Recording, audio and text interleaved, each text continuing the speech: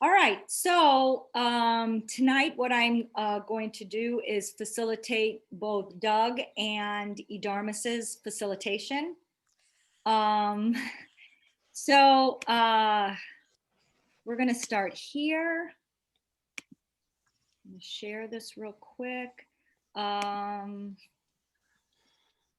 So I wanted to start with just a quick recap.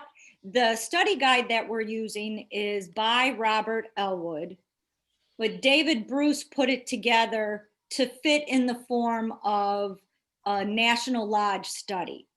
The National Lodge was, it was made or it was brought together to help those TSA members who don't have lodges in their communities that they can belong to. So he developed these studies that they get a letter once a month and they can study on their own or send them into David and he would communicate with them.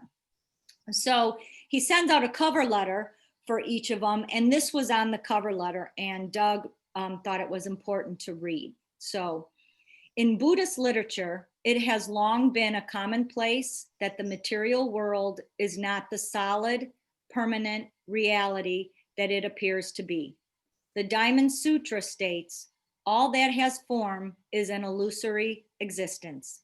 The Dhammapada advises, look on the world as a bubble. Look on it as a mirage. Discoveries in modern science, modern physics support these ancient ideas, as science has proven that the physical atom consists of far more empty space than actual substance.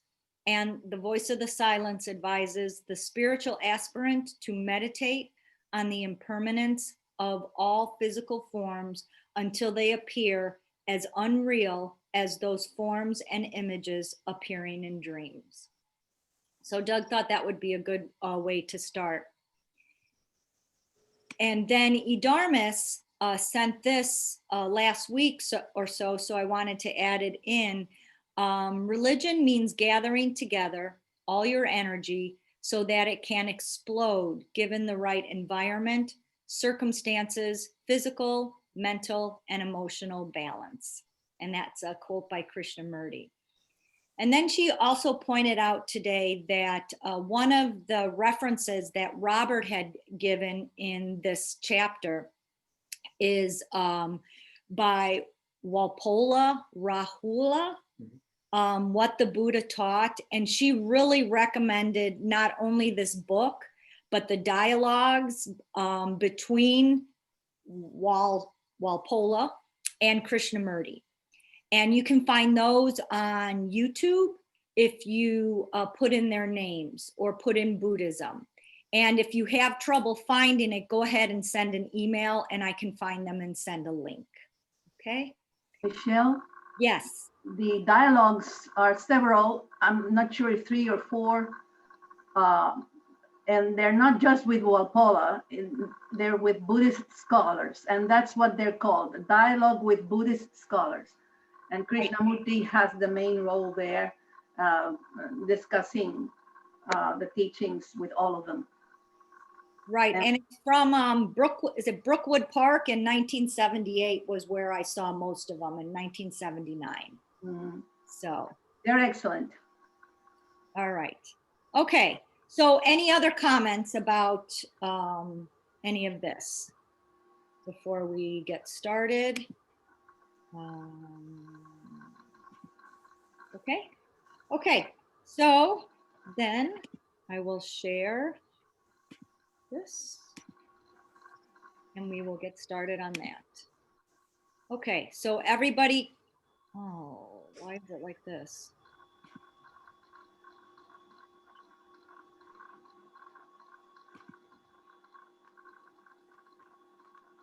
All right, here we go.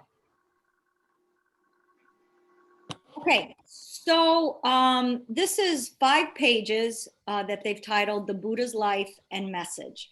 And so we can go ahead and get started. The center part, let's keep an eye on the time because the center part is a nice story or a nice writing of the Buddha's life. But I think it's, besides a few details, it's something that for the most part we know. So if we can keep an eye on time or move through this, I want to make sure we get to the end where it talks more about the Buddha's message. So we can have a check-in when it gets closer. So does anyone want to start reading and read the first two paragraphs? And then we'll pause, see if there's any place for discussion, and then we'll go on. And if everyone will take a vow to read something, that will make this go a lot faster. So is there anybody that would like to start? I can start. Go ahead, Maria. Okay. The nature of Buddhism. Buddhism is many things. On the flat Ganges plains east of Benares, it is an ancient enshrined tree, said to be a descendant of the very tree under which, on the night of the full moon, he who is called the Buddha ascended through the 4 states of trance and attained full, perfect, and complete enlightenment. In Southeast Asia, it is steep-roofed temples, rich in gold and red, that house conventionalized images of the same Buddha, perhaps standing to teach, perhaps in the seated meditation posture of enlightenment, perhaps reclining as he makes his final entry into nirvana. The images are often gilded, gleaming with transcendent golden light, and the figure's eyes are half closed and enigmatic. Above the head, a many-pointed crown or simple burst of flame may suggest this is no ordinary man. Outside the temple, saffron-robed monks of the Blessed One walk with bedding bowls, seeking alms.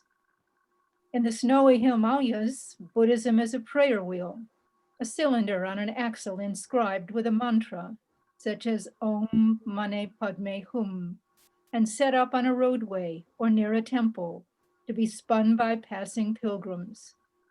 In Japan, it is an old Zen monk making tea or contemplating the rocks in his monastery garden, as well as vigorous, dynamic young people organizing rallies that combine Buddhist chanting with marching bands and rock concerts. I know I've seen, when I was looking for mantras, I've seen on YouTube a lot of bands that have taken mantras and used it. Who is it? Tina Turner. Tina Turner has a mantra song that she does with some kids. So it's, I think what Robert's trying to do here is show us all the ways that Buddhism is expressed. Many times scholars, and Robert writes from the scholarly point of view often, they say that it's difficult to say what any religion is because the experience of people is different. So as he's saying, religion for a Buddhism for a Japanese person is a different experience than Buddhism for a Tibetan or an Indian person. So I think he was trying to also refer to that. Okay, Idarmis, did you want to read the, and I can't see everybody, so just kind of speak up if you would like to make a comment. I'm happy to read. Oh, okay, thanks. In the snowy Himalayas, that's where we left off? Nope, next Now, one. what is it that ties this tradition? Of course, my bad. Okay, so I'll read 2 where it says the Buddha. Correct. Okay. What is it that ties this tradition together? Buddhism is not rooted in a single culture or area, as is Hinduism, but is an international religion, a movement introduced by missionaries into every society where it is now at home. In relation to Hinduism, its relation to Hinduism, is similar to Christianity's relation to Judaism. Each is an export version of fundamental values of the older faith, but centered on a single person who lived in historical times.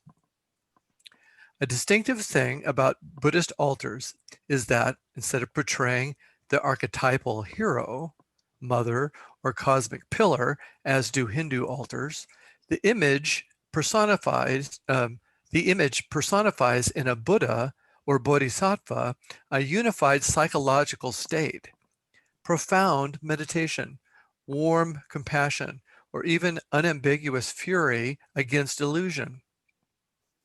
Buddhist practices, too, are focused on strong and clear states of unified consciousness.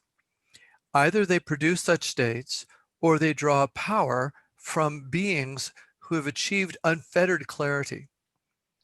Buddhism may be said to be, on the deepest level, a psychological religion, though one which takes exploration and employment of consciousness far beyond the limits of secular versions of the science.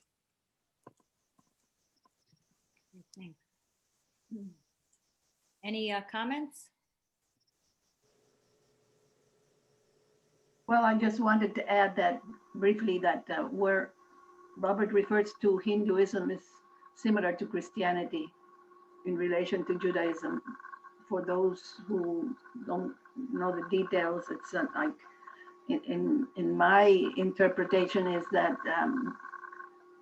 Buddha was trying to uncorrupt Hinduism, and in the same way that Christ was trying to do it with Judaism. Clean it up a bit. Reformer. Reformer, yes. Also, That's it.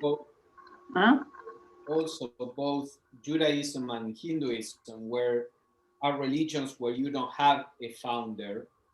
Right. And then Buddhism and Christianity are more of, they call the axial religions, or religions of the axial age, that are based on one person that was the founder. Yeah.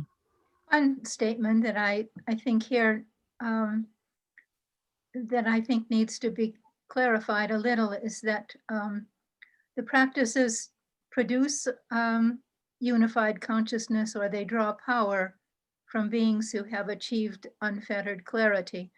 It seems to me that the practices really establish or attempt to establish a relationship with these beings, not necessarily to draw power from them only, but to set up a kind of assimilation or energy flow where the aspirant becomes an instrument of whatever those beings are intended to, whatever role they happen to have in the creative process or the transformation process. So it's not one-sided, it seems to me. I would say very rarely anything is one-sided. So that makes sense. There's another parallel too, to add to the other ones that people are mentioning. Both Christianity and Buddhism are traditions that have pursued, you might say, missionary or proselytizing, whereas Judaism and Hinduism, the feeling is that you're lucky if you get to be one. They're not interested. They don't care if other people want to join their religion or not. In the case of Buddhism and Christianity, they've done the opposite. Okay, thank you. Okay, so this next part, this paragraph, and then the next 2 pages are all on the Buddha's life.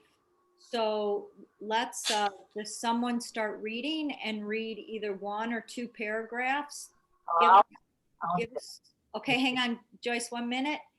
And give a pause after the paragraph. And then if we have any comments, or clarifications, we can jump in yeah. Otherwise we continue. Yeah, sorry. Otherwise we just continue on through. Okay. The origin of the religion lies, according to its own tradition, in a single deep, unified psychological experience of one person. The individual was Siddhartha Gautama of the Sakya clan called the Buddha, who lived approximately 563 to 483 BCE. Buddha is not his name, but a title which means the enlightened one, or just as accurately and more provocatively, the awakened one, or he who has waked up. That is, he is one whose state of consciousness is to the rest of us like an awakened person is to one who is still asleep and lost in the world of dreams. So here, Sakya is warrior. So the warrior clan, Siddhartha was part of. And then I would say Buddha is not his name, like Christ is not really Jesus's name. Okay, let's go up a little bit. Here we go. Yep. Oh, I lost something here. Wait a minute. There you go. Do you see he is also called the Tathagata? I'm looking for that. The Buddha was born in a few months later, we are told, is that right? Yeah. A few months later, we are told. No, No. no. Go back Of the page. 3 paragraphs. It's right at the top. Right. Okay, I see it, yes. He is also called the Tathagata, a term used in some of the most ancient, which he may have used for himself. Tathagata is difficult to translate, meaning something like he who has come thus and gone thus. In the sense of he who passed beyond all bounds, one cannot say where he came from or where he went, but can only point in that direction. This refers to his overcoming of all conditioned reality in his enlightenment to become universalized. He was seen and no doubt saw himself as one with the universe itself and not merely with any particular part of it, thus being in nirvana, unconditioned and unlimited reality. Do you want me to go on? Or no? May I just point out that the way that I have heard it spoken in India many times is the Tathagata. The accent on the second syllable, Tathagata, Oh, that's or whatever. Oh, thank you. Okay, is there anyone else that wants to go on with the next paragraph? I can go on. Thank you. A person of whom such things were said must have been a very remarkable individual, and so undoubtedly legend, but it is important nonetheless because the legends reflect the impact this man had on those who heard him or heard of him.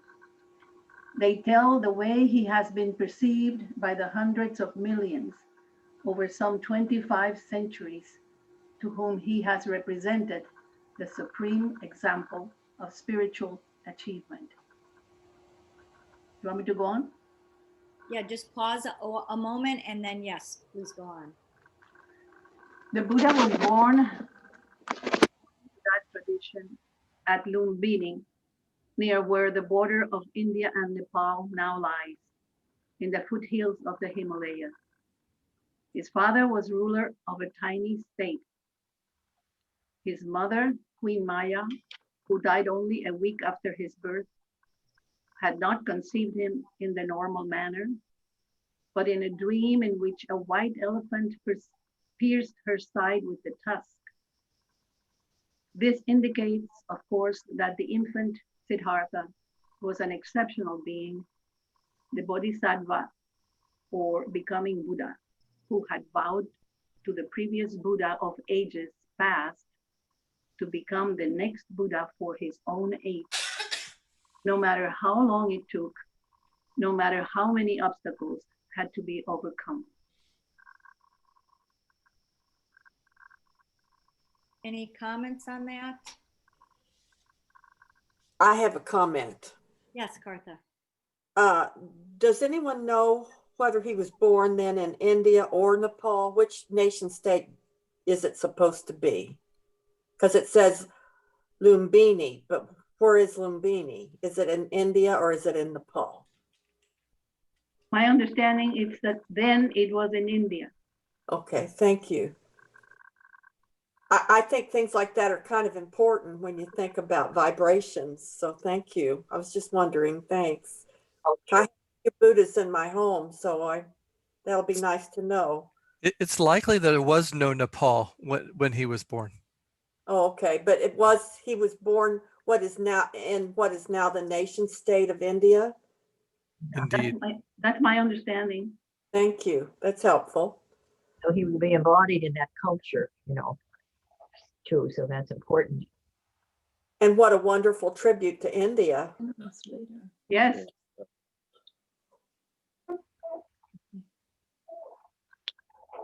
Okay, I think Elena No, did. Oh, I just looked it up, and Lumbini right now is in Nepal. Nepal? Mhm. Oh, okay. Switching nation states. Okay, thank you. It says Nepal, the border of India and Nepal, where Nepal now lies. So it implies that Nepal was not in existence earlier, like I Yeah. think Jerry mentioned. Yeah, at the time it was India. Or India. It's right now is what Nepal is within Nepal. Oh, okay. So they both get kind of a how do you do, huh? Okay. At the time, India was huge. Yeah.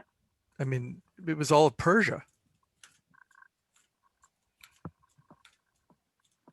No Okay. Pakistan, right? I mean, it was an enormous landmass.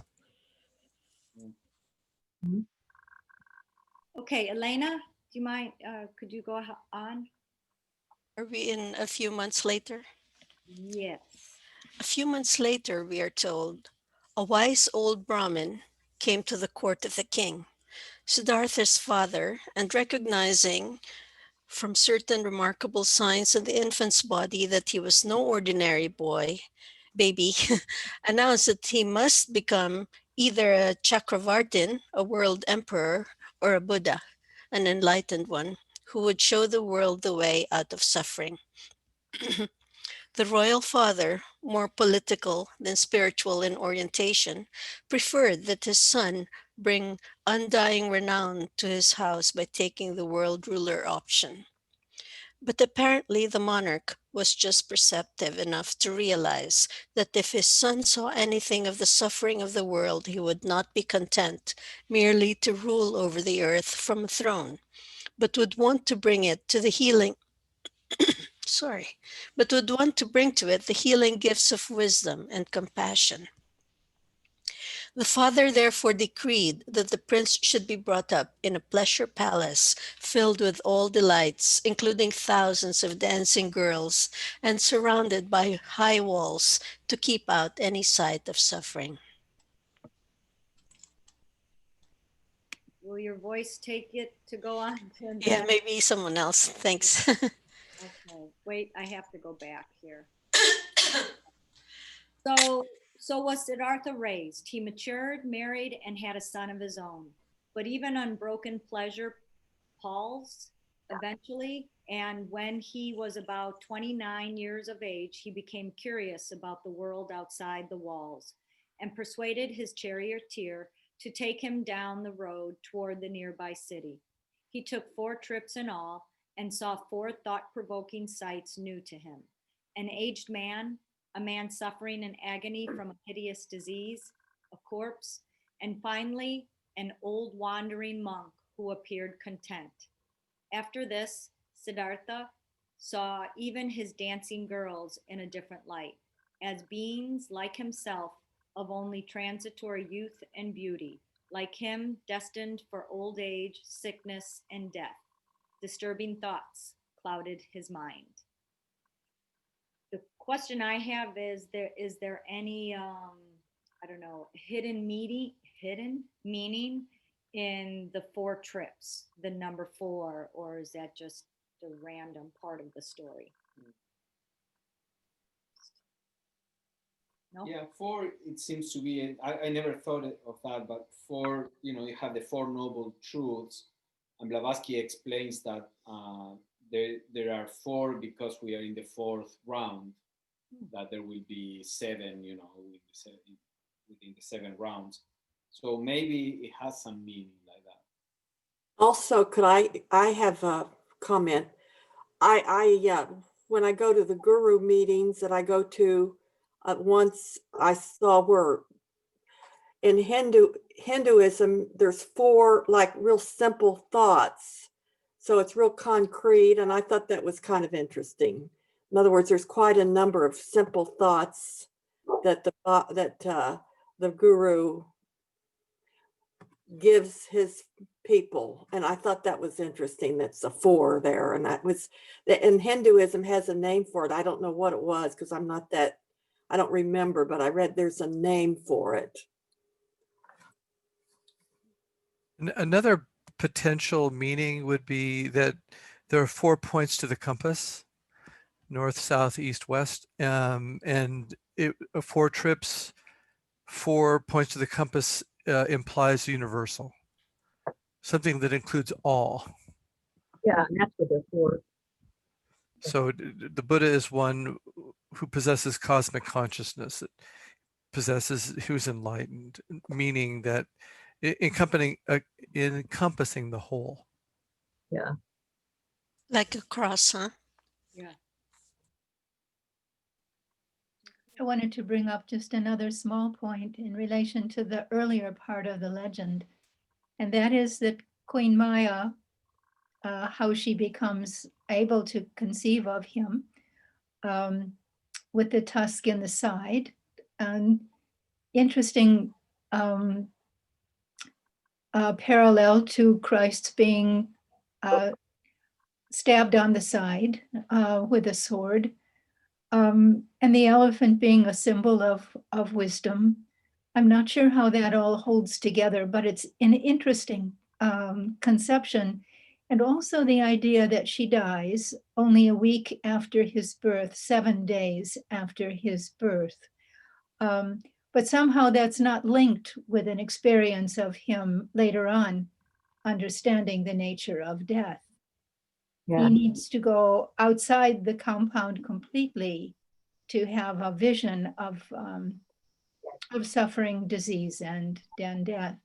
So that part of the legend doesn't, I think, needs to be unearthed and explored a little bit more. His mother apparently doesn't take part in his life, but dies, disappears soon after his birth. There's Anyway. also, The sorry. four, I think Marie Hello? is not finished. No, I'm done. Oh. Over. can I speak? Go ahead, Jim. The four might also reference the alchemical processes of creating the philosopher's stone, beginning with rude matter and going through purification and then rectification and illumination, and then finally you arrive at the stone. So it could be referring to that as well. That might be something, because as we go on, we'll see they talk about the 4 trance states. So I don't know if that has a parallel there. Could be. But yeah. Okay. Okay, so let's go on. What is meaning? What is the meaning of life?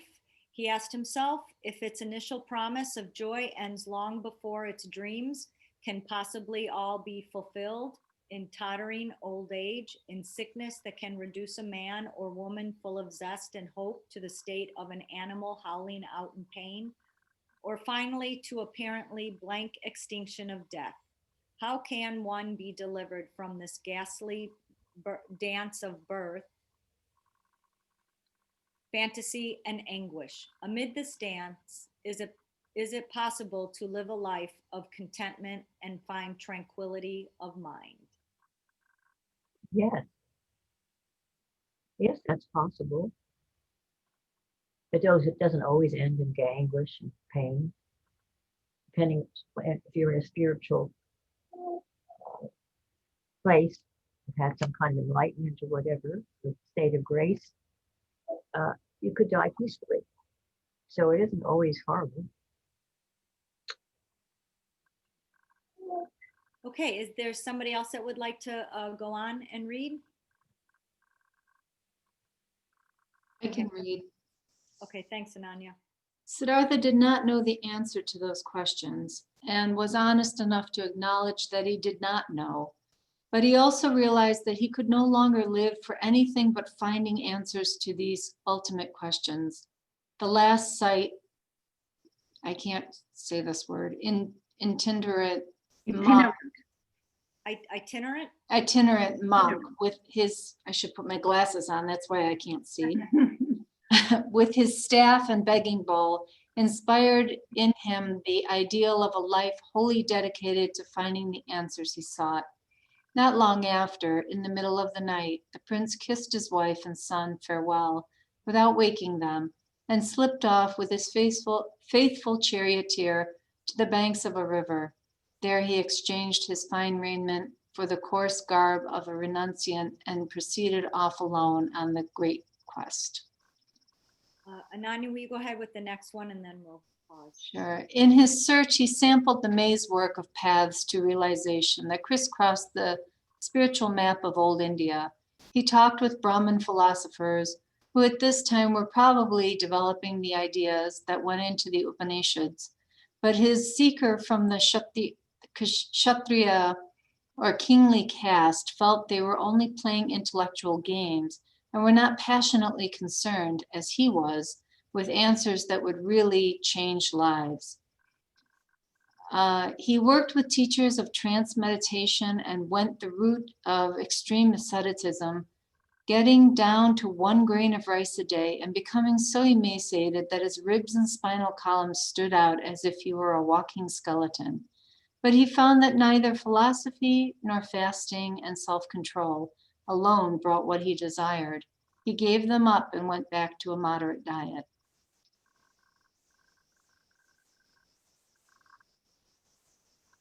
Okay, any comments?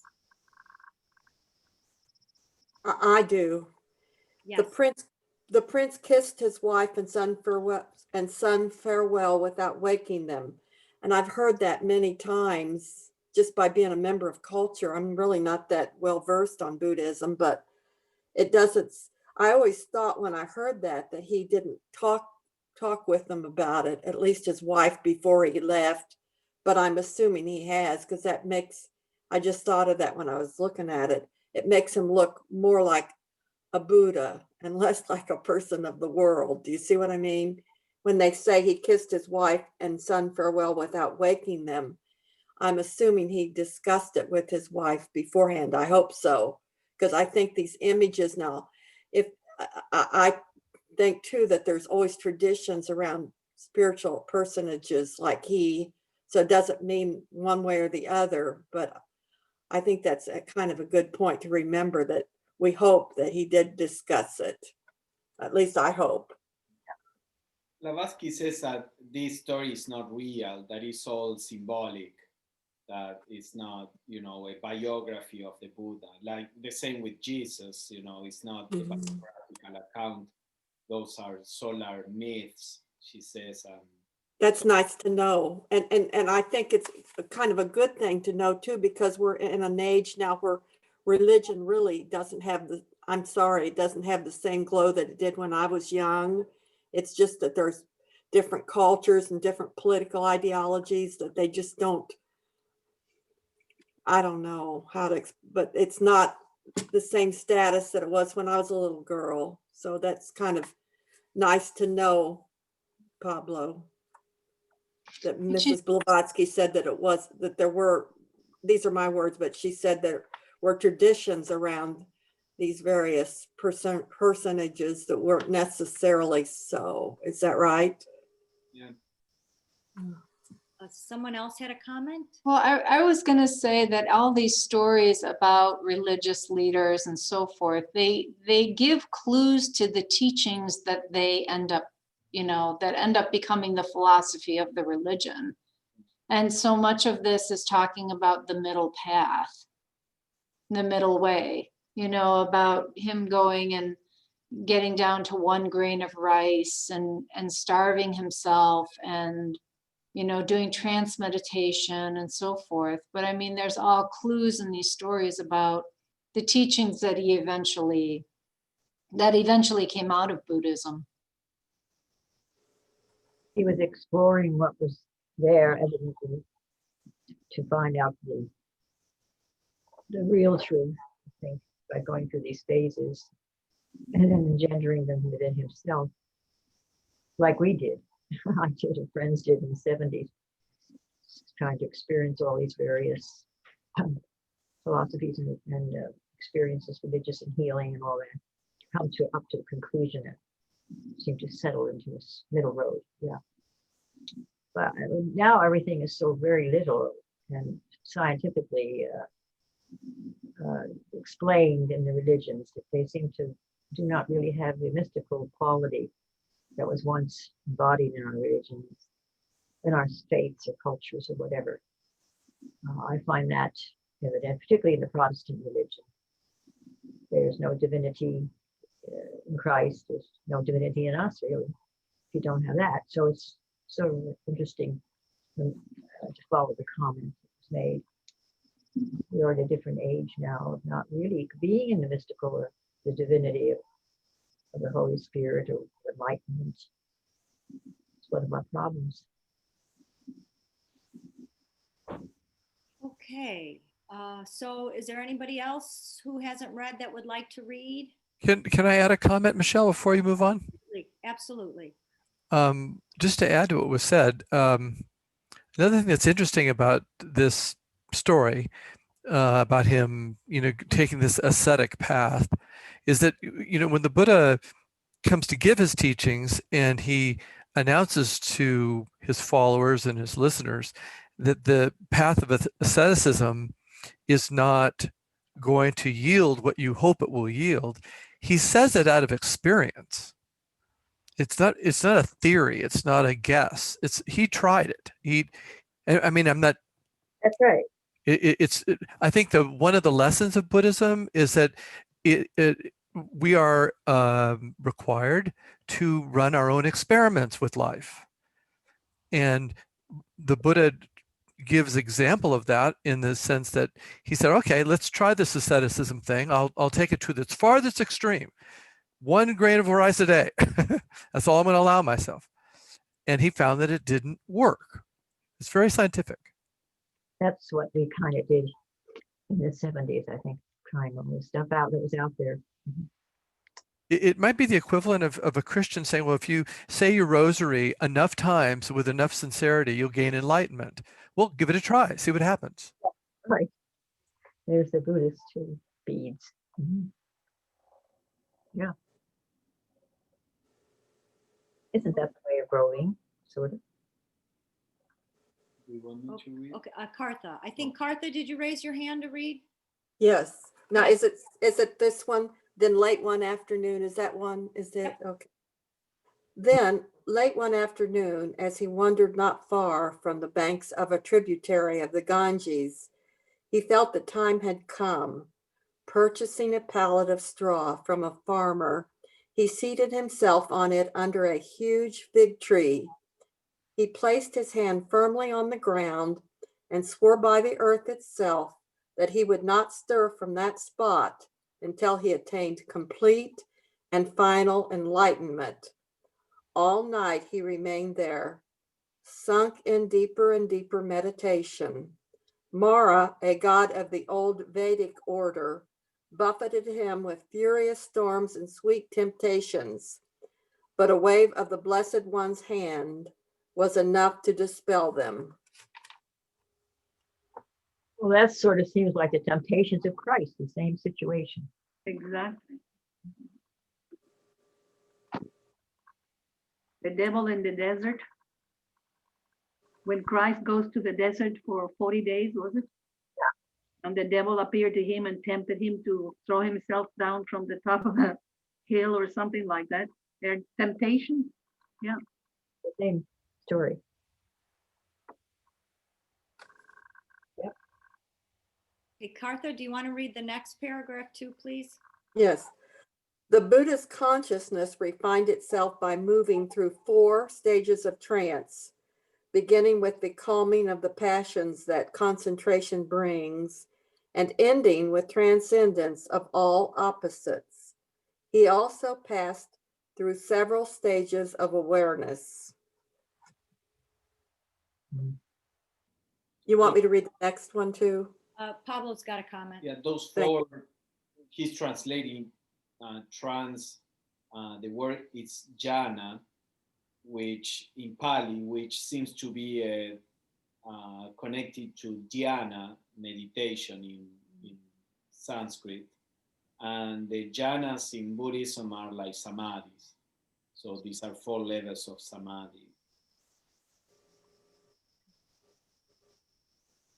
Okay. You want to read Okay.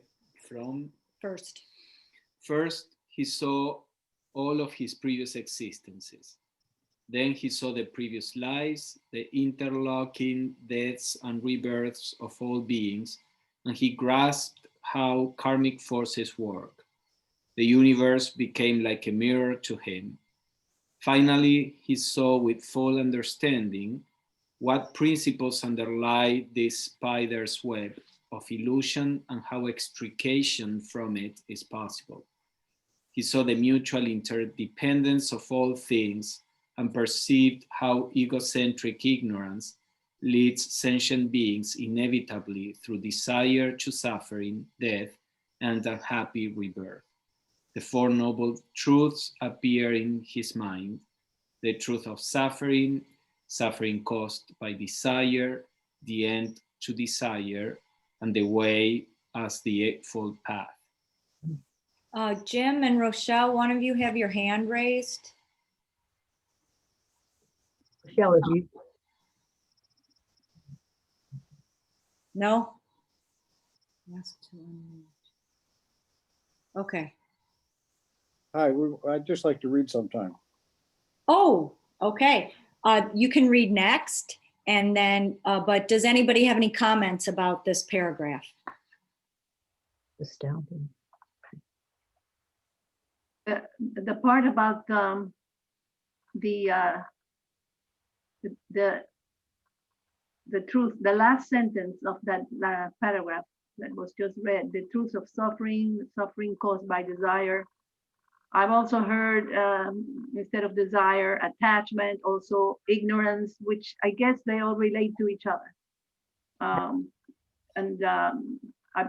think that they're supposed to sort of mean the same thing more or less, but maybe somebody else can put it more clearly. Attachment is separate from that. It's different than desire. It's like an addiction, you know. I'm surprised that's not there. Attachment. Well, Robert talks about them in the next section, the 4 noble truths. He clarifies suffering and desire. He or expands on those 2 parts. So, was there anything else? Yes.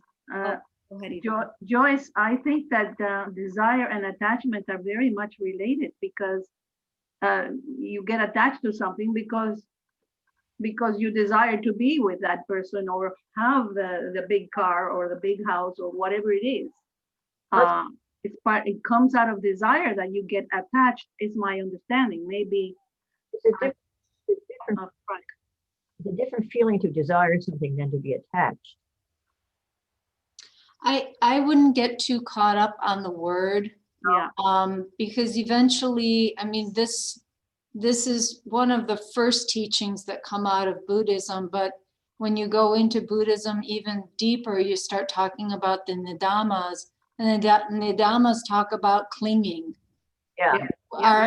Which I mean isn't a form of attachment, which you have to have desire to have attachment, that kind of thing. So, but it's this whole clinging to everything, security, life, death, our mortality, everything that creates our own suffering. Right. Anything material. Anything material, emotional, mental. Yeah, right. So I think it's also not only attachment and clinging, but it's also the moving away from things. It's fear. It's the opposites that keep pulling us from one pole of consciousness to the other. Yeah. Aversions. Avoidance and Aversions. aggression versus love and kindness. It's all huge waste of energy. Yeah. There is- love and hate. Can we put a pause on this? Because this whole conversation will go very well in the next part. Okay. So just, Jim, if you will finish about the Buddha. Okay. The Buddha spent the remaining years of his life teaching this message throughout North India and gathering monk disciples who became the Sangha, the monastic order that has ever since been the sociological center of Buddhism. He finally died at age 80, allegedly from eating tainted food unknowingly given to him by a lay follower. As he lay dying, he again passed through all the stages of trance and awareness, finally and irreversibly entering the unconditioned reality, nirvana. But we must not return to the Buddha's basic teaching. We must now return to the Buddha's basic teaching, the Four Noble Truths, and the meaning of Buddhahood itself. All right. Okay. Jim, you want to go ahead and start us off on the Four Noble Truths? All right. The Four Noble Truths have been compared to a skilled physician's approach to a disease.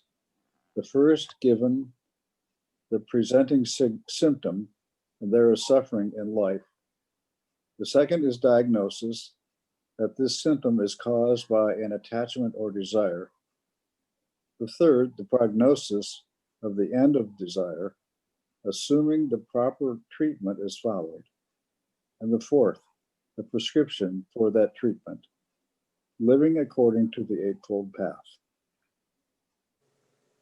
I don't know if that's a common way to describe the Four Noble Truths, but I really liked that, how he broke that down. So, okay. This is the common way to describe the Four Noble Truths. And the statement gives credence to what Idharmas was saying, caused by attachment or desire. They're definitely, the two ideas are interwoven. Oh, definitely. And that desire is the Trishna or Tanha. Right, yes, he mentions it. So the first, suffering, does not mean that all of life is filled with excruciating pain. It is true that the Buddha lived the first years of his life amid unalloyed pleasure. He, of all persons, could not say that. Rather, the unusual word used, dukkha, seems originally to have meant a wobble, like that of an insecure wheel on a cart. It means, therefore, something is unsteady, uncertain, and unsatisfactory about life as it is ordinarily lived. What Socrates around the same time called the unexamined life. In words we commonly use today, life is full of anxiety and frustration. One also thinks of what Thoreau meant when he said, most men live lives of quiet despair. And I don't know if this one is common to people, that I know when I talk to my kids about it, they hate the word suffering. So to put it in words, to put it in as a wobble or insecurity or anxiety or frustration really clarifies it. It's a sort of imbalance. No? A wheel wobbling brings the image in my mind of an imbalance of some way, disharmony, imbalance, psychologically. For whatever that's worth. Okay. You might look at it too. Oops, go ahead. Go ahead, Jim. Oh, the wobbling wheel keeps taking you off the path. You have to make a correction to get back on the path, and then a little bit later it's taking you off again. So it leads to misdirection. Mm-hmm. Yeah. Jerry, did you? Yeah, I was going to add a thought. The suffering thing, it probably would be helpful to look at it in terms of relativities too. All of us today in this conversation, we're okay. We're not in the hospital. We're not suffering that much. But from the point of view of an enlightened being who's, you know, in bliss 24/7, if you want to put it that way, the condition all of us are in relation to that, is a condition of suffering. So use another analogy. You know, we might be mountain climbers and all of us have just climbed up a hill, and, you know, it's a pretty good vantage point. You know, I've seen more than I could see before, but from the point of view of someone who's on the top of Everest, that perspective is pretty small. So I think that's another way to look at it. Yeah, it's a good way. Okay, do we have any readers left? I can read if you want. Thank you, Dharmas.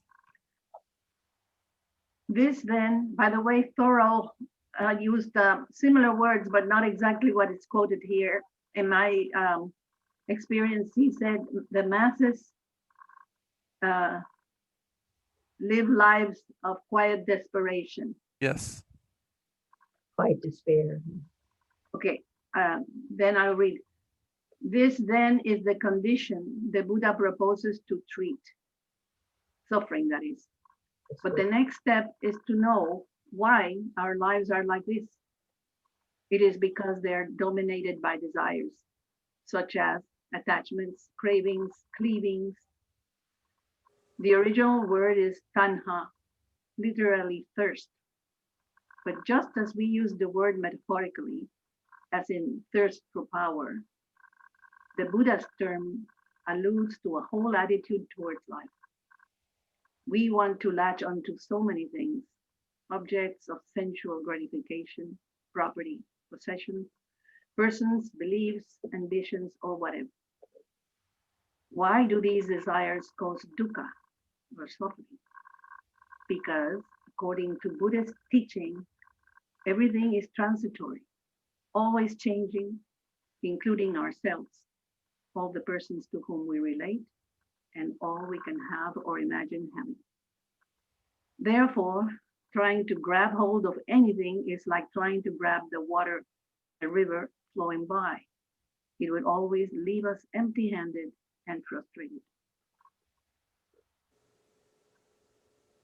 It's important to know the original words like Trishna or Tanha, you know, in Pali, because when we talk about desire, desire as we normally understand it is more kama in Sanskrit, not Tanha or Trishna. So when we talk about desire, it's a special kind of desire. It's that thirst, that need to experience or to get, you know, well, what he explains there. So it's hard to get, you know, we have to be careful not to get into arguments about words when those words are not really used in the original tradition. So we have to go to the different translations. Or stick with English. No. Okay, the objects of the desires that cause suffering range widely, from the gross physical desires to various worldly ambitions, however noble, even to desire for wisdom, sanctity, or immortal life in heaven, so long as it is fundamentally a desire centered in the ego. That is because the basic desire is not for the outward things, but for ego, for a separate individual self. And we project ego attachment onto things that seem to reinforce our selfhood. If I can just get this person to love me, that means I must be a separate individual self. Otherwise, who would he or she love? If I can just win eternal salvation, I must be a separate individual self, or who would be saved? Any comments? More prepared. But according to Buddhism, the idea that one is a separate individual self is the foundational illusion. Its opposite represented in the basic doctrine of Anatman, no self. While of course we have the sensation of self-consciousness that is as transitory as everything else, always changing like the flowing river. And as stated in the Buddha's final words, All that comes together must come apart.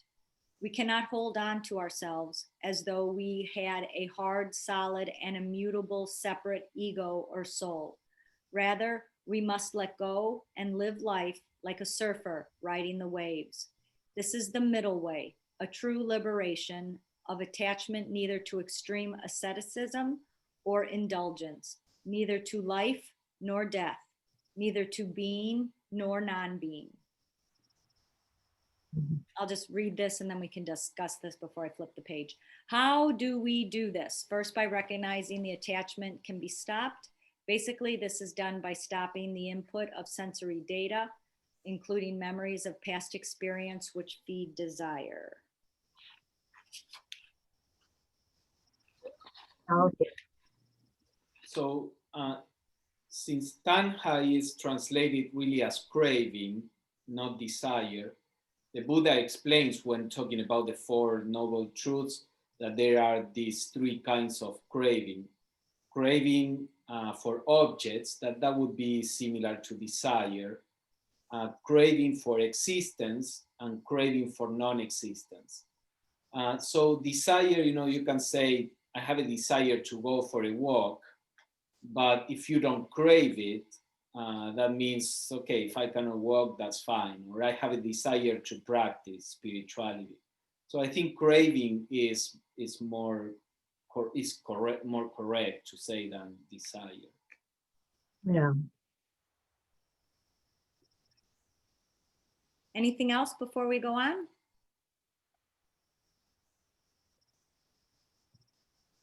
Hi, I have a thought. Yes, go ahead. Suffer has two meanings. One is to experience something unpleasant, but the other is to tolerate. And so for a Buddha, he has to tolerate a lot of stuff. So life is suffering for him because he has to tolerate all these things, all this nonsense that's going on around him. Mhm. Just a strange thought. Okay, that's all. No, thank you. What was the word that Jim was trying to define as tolerate? Suffering. Suffering. Oh, the suffering. Really? Now, the Buddha is not working within himself because he's enlightened, or is he working through his own desires and attachments? He doesn't have Christ is, point, right? Go ahead, Jim. Christ is reported to have said, suffer the little children to come unto me and forbid them not, which means let them come. Or, so it's just a different application of the word. Yeah. Can I mention something, Michelle? Yes, I just want to say one thing first because it Please. is 8 o'clock. Yep. So if you have to check out, that's fine. I'd like to go ahead and continue this since it is being recorded Oh, okay. and finish it. So yes, now, Jerry, go ahead. I was just going to relate something that I heard from a Buddhist scholar while in college, who, when it was said that if you were to translate this tanha idea into kind of perhaps more modern terms or more down-to-earth terms, the Buddha was saying that suffering is caused by one of two things and only two things. On the one hand, we want things we can't have, or we have things we don't want. It's kind of hard to think of a third. You know, all the forms of suffering we have are one of those two things. Could you repeat that, those two? To want something you cannot have, or to have something you do not want. I wanted to add to that, Jerry, because I think I talked about this before in the Buddhist wheel of life. There are 3 poisons, so it's those 2 plus ignorance is the third, and they are all depicted as biting each other's tails, Yes. which means they feed each other like a wheel. So the ignorance makes you want or not want, and then so it's really 3. I think it's more than three. Ignorance was one of the things that I've heard as being the cause of suffering in other writings about the Four Noble Truths. All these words are interrelated.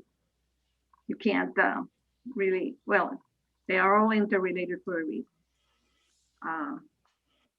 And just to add a little bit, I'll be brief, in connection with what Jim mentioned about the Buddha putting up with a lot.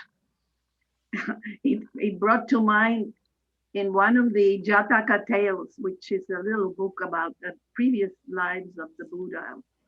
Or somebody correct me if I'm wrong.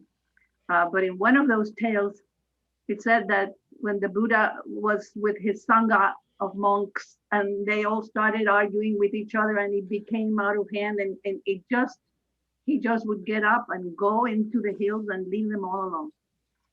And then slowly but surely they would try to find him again, and the whole thing would go over and over again. So even the Buddha had his limits, if that story is true. Well, the Buddha himself has gone through all of these processes before enlightenment. Everything that he's teaching, he's experienced, I'm assuming. Yes.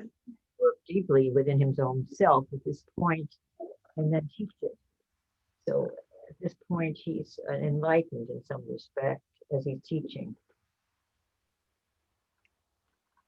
He had to go through all the suffering, the human sufferings that we all do, the attachments and the desires, in order to reach the point.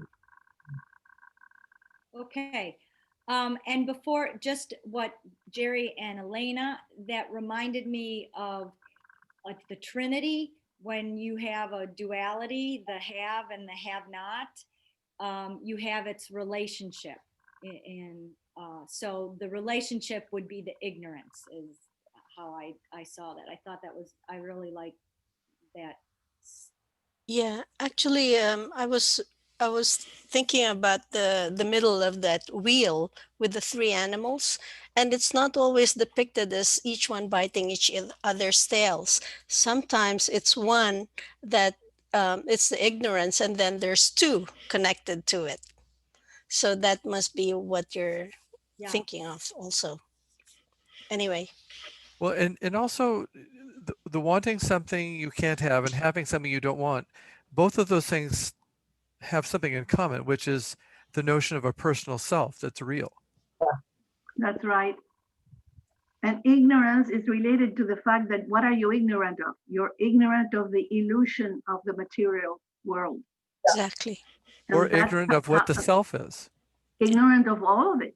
Yeah, exactly. It's all interrelated. If you don't realize that everything is unreal, that's material, and what's really real is within you and invisible, then you suffer by getting attached and giving so much importance to temporary things that don't last, that are not the real truth of life.